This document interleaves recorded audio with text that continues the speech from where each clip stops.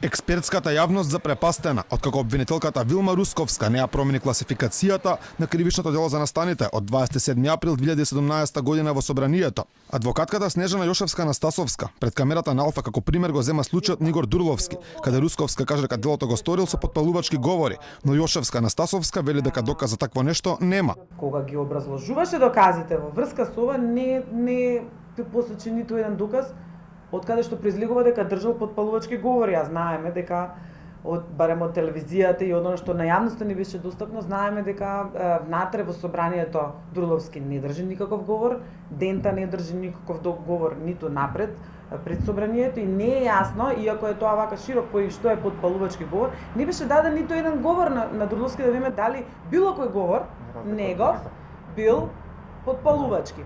Обвинителката Русковска, која чекаше скоро една година од поднесувањето на обвинението да открие што кажал згрозениот сведок за овој случај, барањето за најмалку 10 годишна затворска казна за Дурловски го темели врз исказ на сведоци. Според Јошевска-Настасовска, исказот на сведокот Курто Дудуш е нејасен.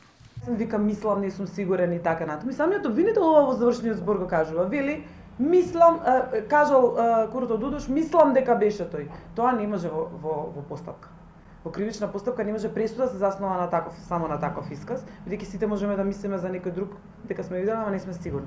Таа го коментираше и исказот на Александар Василевски Нинџа, кој исто така обвинет во овој случај, каде вели дека Дурловски земал пари од ВМРО ДПМН, велејќи дека неговото сведочење е рекла казала момент и не може на основа на тоа да се запечати судбина на еден човек и целото негово семејство. Тоа се вика во правото рекла казала момент. Сега ако имате два сведоци, од кои едниот е со рекла казала, другиот е со нејасен и несигурен, врз основа на тие два сведоци, исказите на тие два сведоци не може да се заснова пресуда за вака тешка работа. За никоја пресуда се заснова, не па со која што ќе му се запечати судбината на еден човек и на целото негово семејство. Адвокатката смета дека доколку судот ги гледа доказите и суди правично, пресудите за обвинетите за настаните од 27 април ќе бидат ослободителни.